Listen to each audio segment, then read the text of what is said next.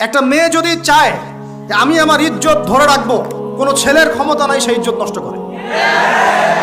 এটাই সত্য কথা। আমার স্ত্রী এই কথাটা খুব জোরালোভাবে আমাকে বলে, আমি যখন রাস্তায় হাঁটবো, আমি যদি চাই তাহলে কোনো ছেলে আমার কাছে ঘেঁষতে পারবে না। আমি সুযোগ দিলে তখন ঘেঁষতে পারবে। একটা মেয়ে যদি চায় যে একটা ছেলে আমার সাথে ইটিস পিটিস করুক, সে ছেলে করবেই করবে। একটা মেয়ে যদি চায় যে একটা ছেলে আমার পর্যন্ত আসতে পারবে না, আমি আমার ব্যক্তিত্ব গায়রত বজায় রাখবো, আমি ডিস্টেন্স মেনটেন করবো, আমি কোনো সুযোগ দিব না, ছেলে সুযোগ পাবে না কখনো। এত সহজ না। সর্বোচ্চ তখন কি করতে পারে, ধরে 10 জন মিলে ধরে ওকে জোর করে তার সাথে কিছু করতে পারে। ওরকম কিছু করলে তো আল্লাহর গজব নেমে আসবে। ওই যে সারা আলাইহিস সালামকে তুলে নিয়ে গিয়েছিলেন একটা বাদশা, মনে নেই আপনাদের? সারা আলাইহিস সালামকে একটা বাদশা এরকম উঠাই নিয়ে আসছে। আর সারা আলাইহিস সালাম সবচেয়ে সুন্দরী মেয়েদের একজন ছিলেন পৃথিবীর ইতিহাসে, ইব্রাহিম আলাইহিস সালামের স্ত্রী। তখন তিনি হাত বাড়াচ্ছে তার দিকে ধরার জন্য, আর সারা আলাইহিস সালাম তখন বলছে, দাঁড়ান, আমাকে 2 রাকাত নামাজ পড়তে দেন। 2 রাকাত নামাজ পড়ে তিনি আল্লাহর কাছে হাত তুলে বলেন, আল্লাহ, তুমি জানো আমি আমার সতীত্ব, আমার ইজ্জত, আমার সম্মান আমার স্বামী ছাড়া আর কারোর সামনে কখনো প্রদর্শন করি নাই। আজকে এই জালেমের হাত থেকে আল্লাহ তুমি আমাকে বাঁচাও। ওইদিকে ইব্রাহিম আলাইহিস সালাম নামাজে দাঁড়িয়ে গেছেন। ওই জালেম বাদশা যখনই হাত বাড়ায়, হাত অবশ হয়ে যায়, মাথা ঘুরে পড়ে যায়। 3বার 4বার চেষ্টা করেছে, তারপর পারে নাই। শেষে বলেছে, তোমরা আমার কাছে কাকে নিয়ে আসছো, নিয়ে যাও আমার সামনে থেকে। পরে উল্টা হাজরা আলাইহিস সালামকে হাদিয়া সহ দিয়ে পাঠিয়ে দিয়েছে। একটা মেয়ে চাইলে তার ইজ্জত সম্মান এভাবে রক্ষা করতে পারে। তোমরা জেনায় ছেলেরা লিপ্ত করেছে কারণ তোমরা চেয়েছো বলেই করতে পারছো। তুমি ফিতনা না ছড়াতা, তুমি বেহায়ার মতো বাইরে বের না হতা, তুমি তোমার চুল খোলা না রাখতা, তুমি তোমার পোশাক ঠিক রাখতা, তোমার কথা ঠিক রাখতা, তোমার কথার মধ্যে শক্তি রাখতা, মিষ্টি মিষ্টি প্রলোভন দিতা না, বাইকের পিছনে বসতা না, চটপটি ফুচকা খাইতা না, এখানে ওখানে আড্ডা মারতা না, কোনো ছেলে তোমার কাছে আসতে পারতো না। তোমরা এই কাজ করেছো, ছেলে আসতে পেরেছে। আপনারা তো কিছু হইলে ছেলেদেরকেই দোষ দেন। ছেলেরা তো এমনি আকর্ষিত হবেই। আমি একজন ছেলে হিসেবে বলতেছি এটা না তো বিষয়টা। একটা ছেলের ফিতরত এটা, যে তার কাছে সবচেয়ে সুন্দর মনে হবে একটা মেয়েকে। এটা একটা ছেলের ফিতরত, স্বভাব ধর্ম, এটা চুম্বকের মতো আকর্ষণ করবে।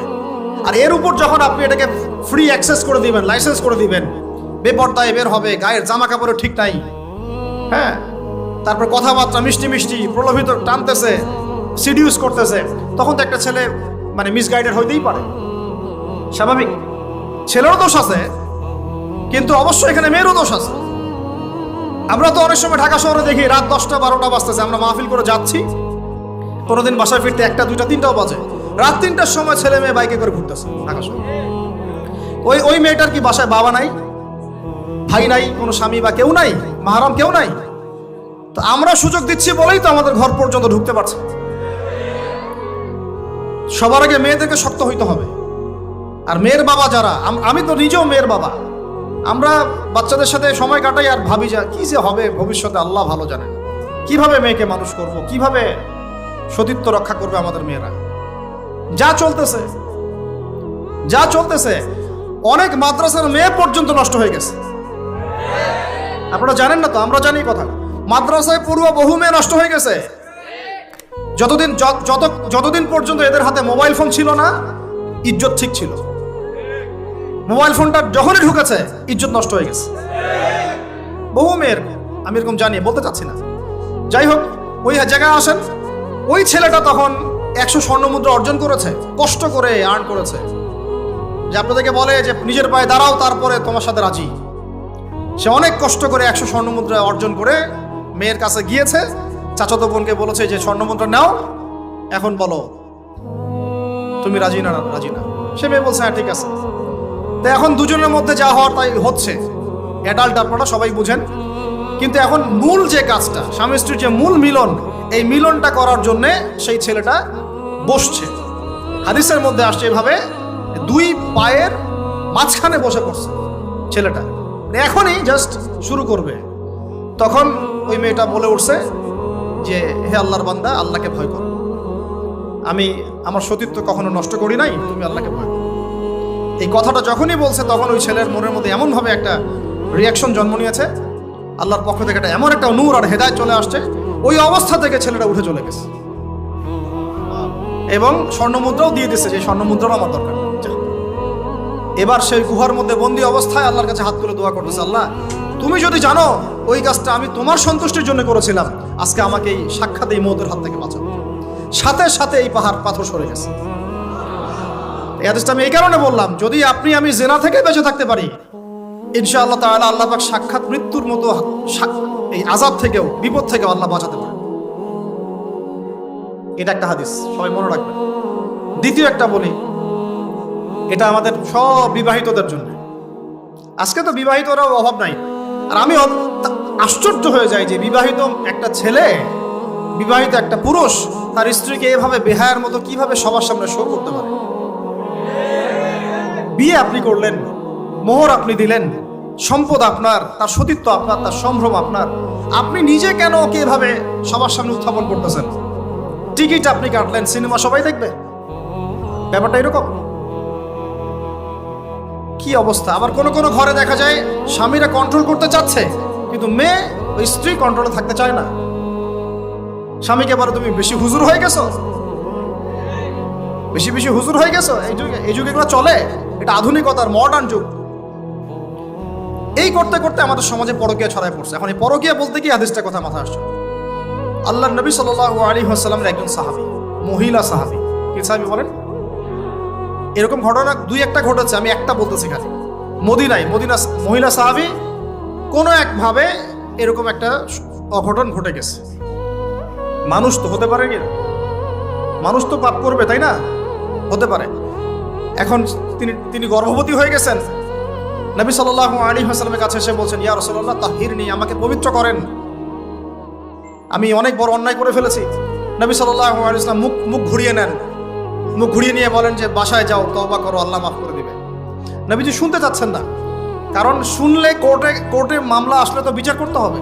তিনি বলছেন যে বাসায় যাও, বাসায় যা মাফ, আল্লাহর কাছে ইস্তেগফার করো, আল্লাহ মাফ করে দিবেন।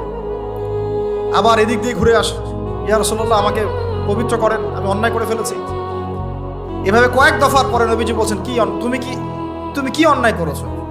এমন কোন কাজ কি তুমি করেছো?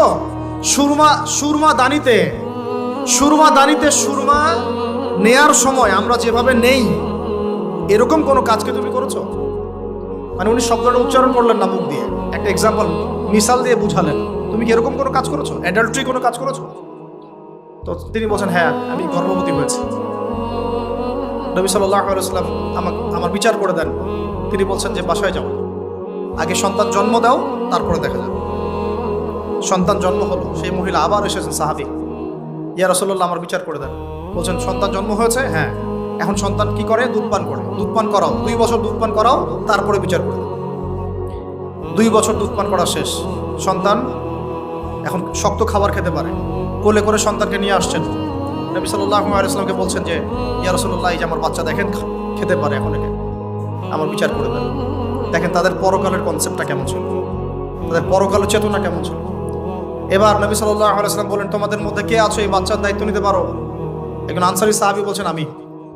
বাচ্চা তার কোলে দিলেন, দিয়ে বলেন, এই তাকে নিয়ে যাও, নিয়ে গিয়ে অমুক জায়গায় নিয়ে তাকে রজম করো। কি করো? রজম মানে কি ভাই? কোমর পর্যন্ত মাটিতে গেঁথে দিয়ে পাথর নিক্ষেপ করে, এই রজম করতে গিয়ে তার গা থেকে রক্ত ফিনকি বের হয়ে কোনো একজন সাহাবীর, সম্ভবত খালিদ ইবনে ওয়ালিদ রাদিয়াল্লাহু আনহুর জুব্বার মধ্যে গিয়ে লেগেছে। তখন তিনি কিছুটা তাচ্ছিল্যের স্বরে একটা বাক্য প্রয়োগ করেছেন যে ছি, এটা কেমন হলো? হ্যাঁ, মানে কিছু বলেন নাই, জাস্ট একটা রিয়াকশন দিয়েছেন যে এত।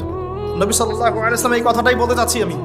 তিনি বলেছেন, হে তুমি তাকে এভাবে করো না, আন্ডারএস্টিমেট করো না। এই নারী এই অপরাধ করার পরে যে পরিমাণ ইস্তেগফার করেছে, আল্লাহর কাছে তওবা করেছে, তার একার তওবা যদি মদিনাবাসীর মধ্যে ভাগ করে দেওয়া হয় তাও কম হবে।